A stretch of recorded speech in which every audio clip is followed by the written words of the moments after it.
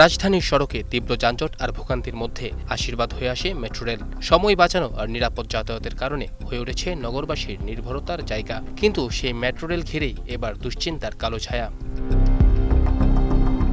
একটি দুটি নয়, এমআরটি লাইন ৬-এ চিহ্নিত হয়েছে ৯টি গুরুত্বপূর্ণ ঝুঁকি। উচ্চ আদালতের নির্দেশনায় গঠিত নিরাপত্তা নিরীক্ষা কমিটির প্রতিবেদনে উঠে এসেছে ৭৩০টি বিয়ারিং প্যাডের বিকৃতি, পিআরও বক্স গার্ডারে ফাটল, ঝাঁকুনির মতো বিষয়। ঝুঁকি কমাতে কয়েকটি স্থানে মেট্রো রেলের গতি ঘণ্টায় ৯০ থেকে ৬০ কিলোমিটারে নামানো হয়েছে।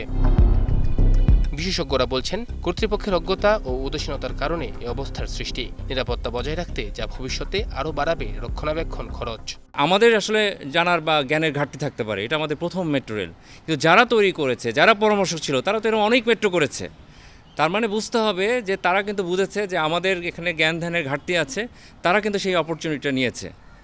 এত টাকা ব্যয় করে আমরা মেট্রো করলাম, কিন্তু মেট্রোর যে কাঠামো আমাদের বুঝে পাওয়ার কথা ছিল, সেখানে একটা দুর্বল কাঠামো কিন্তু আমাদেরকে দিয়েছে।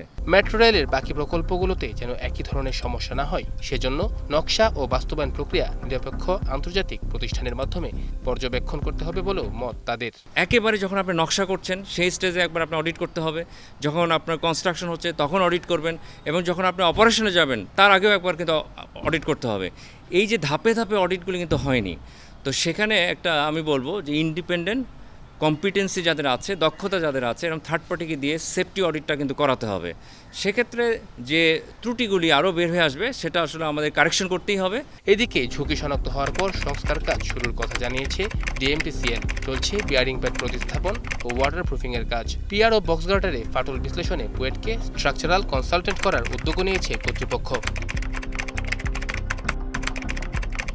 সোহান তাসিন, গ্লোবাল টেলিভিশন, ঢাকা।